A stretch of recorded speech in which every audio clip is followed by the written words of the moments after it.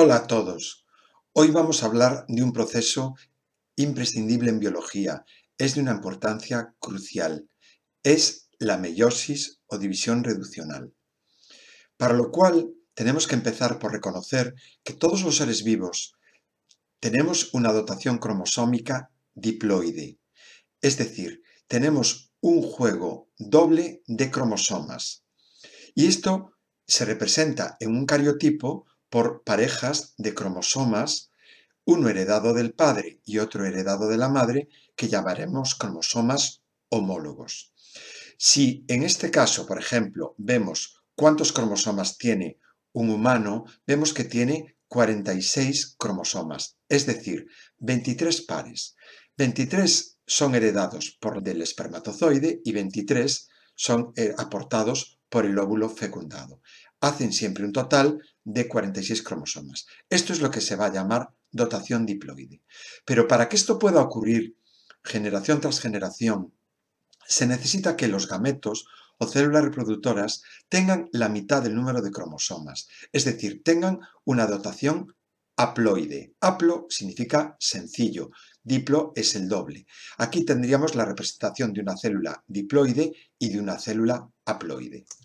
Por lo tanto, todas las células somáticas de todos los seres pluricelulares tienen una dotación diploide y se representa por 2n, o sea, un doble juego en cuanto al número de cromosomas. Por ejemplo, las neuronas, las células adiposas son 2n. Y solamente los gametos, sean óvulos o espermatozoides, tendrán una dotación cromosómica haploide y se representan con la letra n.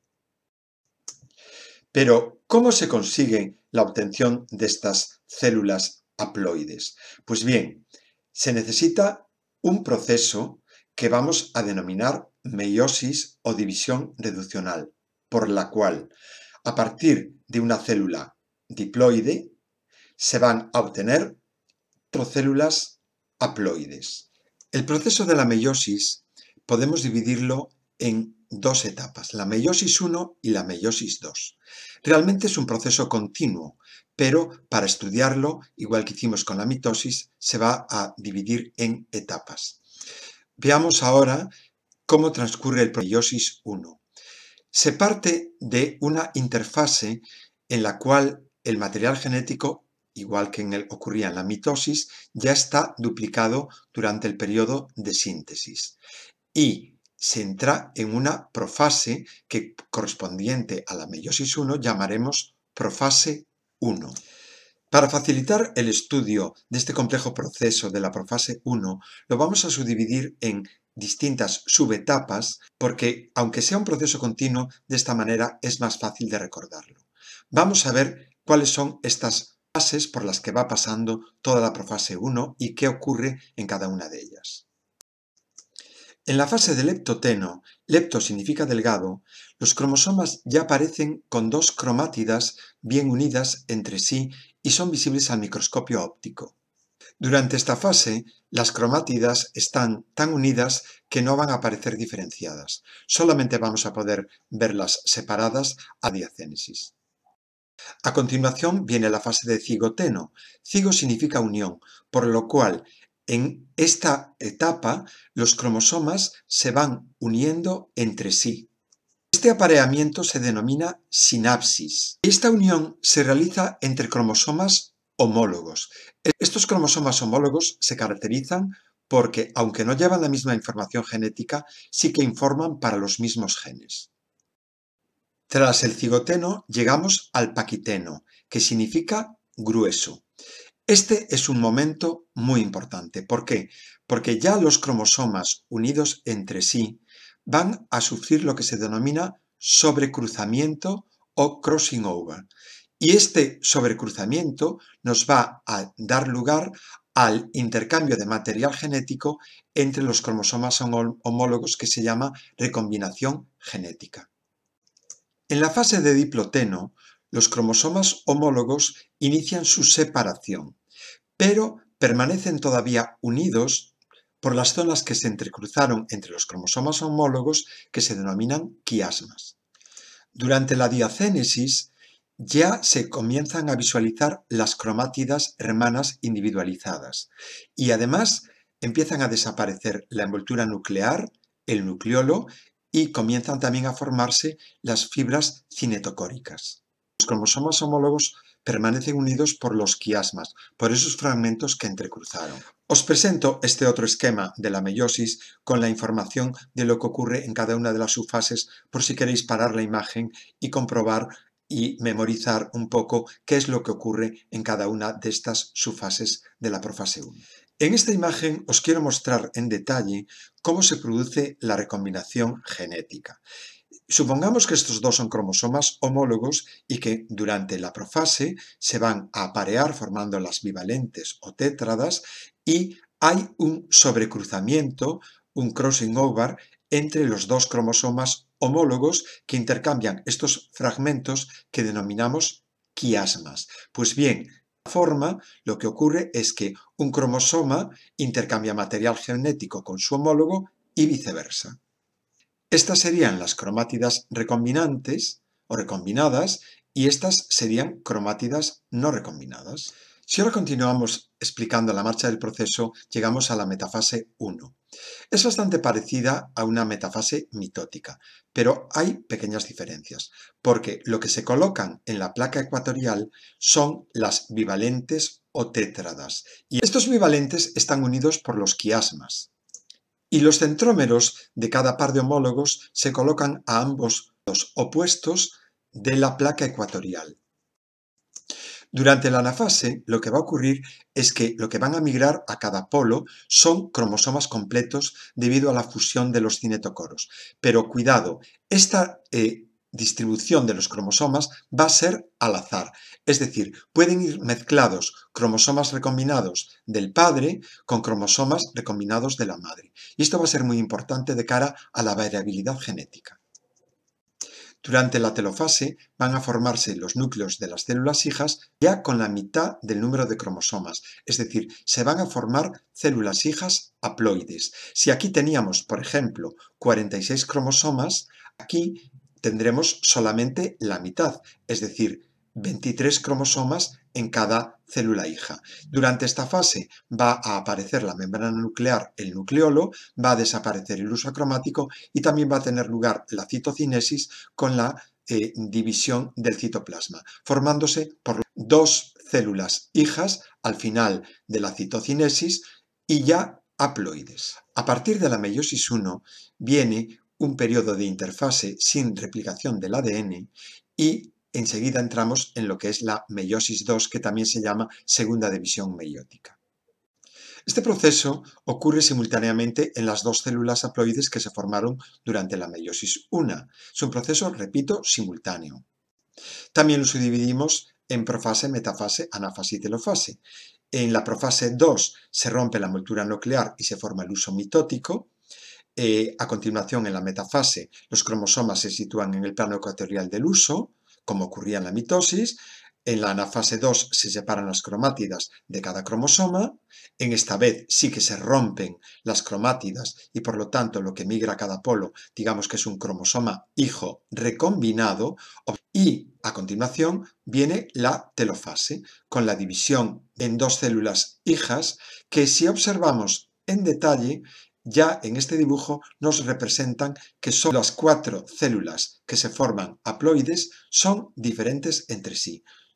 ¿Por qué? Pues porque si aquí observamos, los cromosomas aparecen sin recombinar, aquí aparecen fragmentos recombinados, aquí aparecen nuevos fragmentos recombinados y aquí ya también aparecen cromosomas sin recombinar.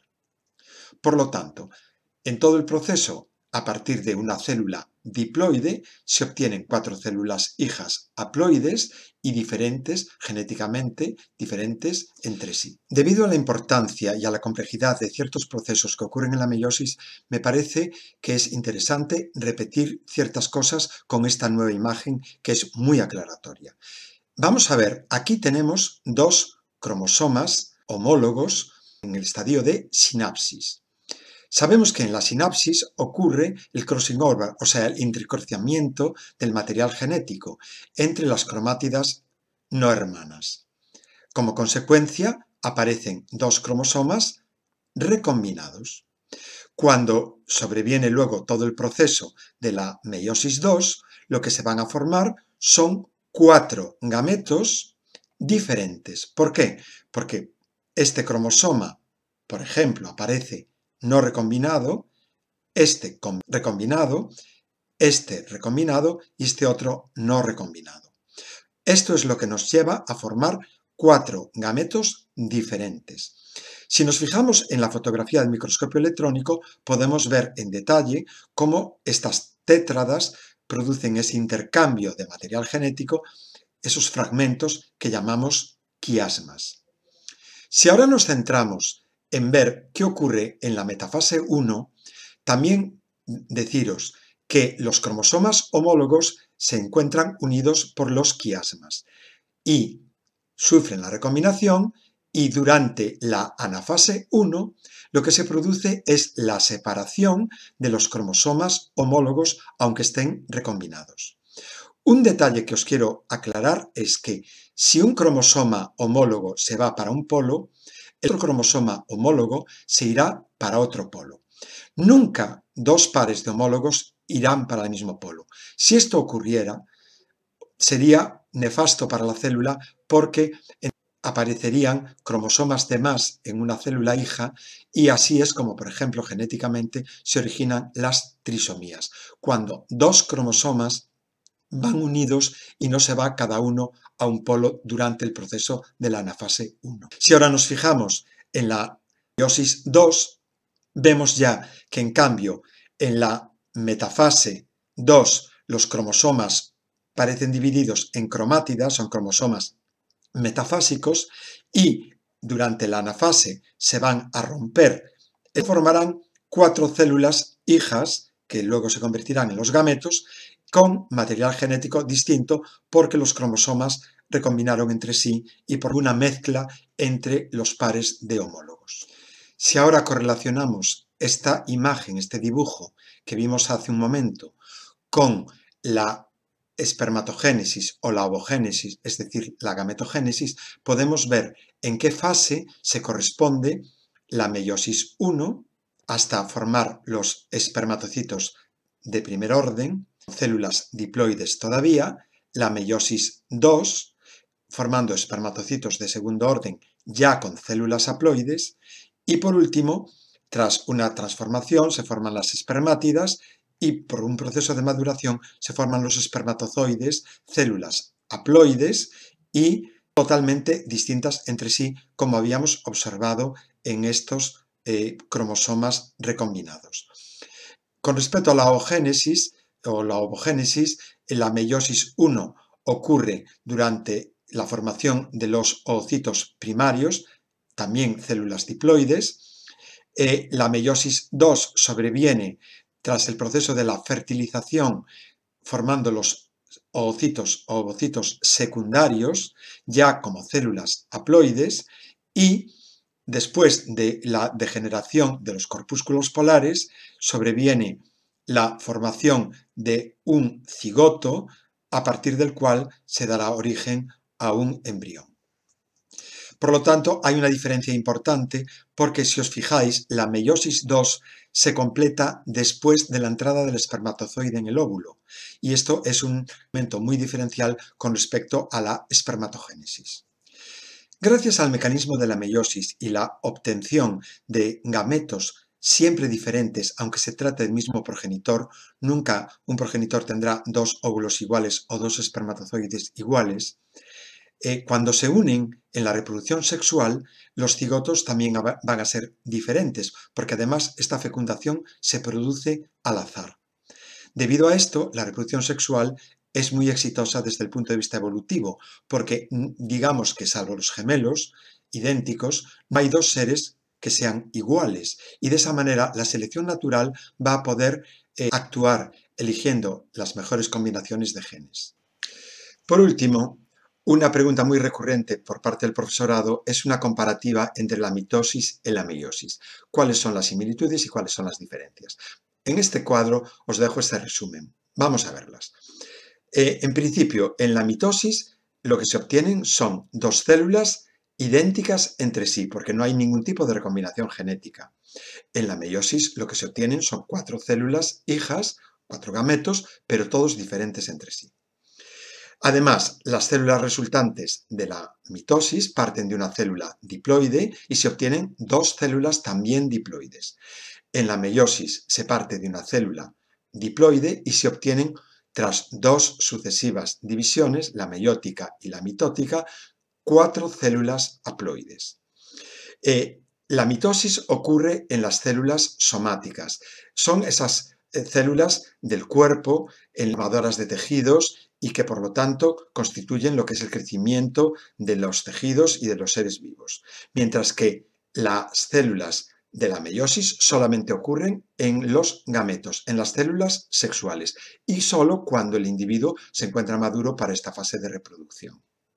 El número de divisiones celulares en la mitosis era 1, en la meiosis, como os acabo de decir, son 2, y por último, en la mitosis no existe recombinación génica porque no hay pares de cromosomas homólogos, sino que los cromosomas están independientes, mientras que durante la meiosis hay un apareamiento de cromosomas homólogos y existe la recombinación génica. Estas son las diferencias entre la mitosis y la meiosis. A modo de resumen, me gustaría insistir un poco más en la importancia biológica de la meiosis como fuente de variabilidad que es sobre la que actúa la selección natural. La meiosis es la que genera esta variabilidad por los siguientes principios. En primer lugar, gracias a ese proceso obtenemos células haploides, lo que permite mantener constante el número de cromosomas en las sucesivas generaciones. Si no, eso sería inviable. Además, existe lo que es la recombinación genética entre los cromosomas homólogos, con lo cual se entremezclan los genes de esos cromosomas. Además, también se reparten al azar los cromosomas homólogos entre las células hijas, lo que nos va a llevar a la formación de gametos totalmente distintos, con combinaciones de genes absolutamente novedosas. Y por último, la propia reproducción sexual, que al combinar distintos gametos al azar va a dar origen a individuos siempre diferentes entre sí, sobre los cuales actuará la selección natural. De esta manera, espero que os haya quedado claro la importancia biológica de la meiosis. Y ahora, si te gustó este vídeo, compártelo y suscríbete a este canal.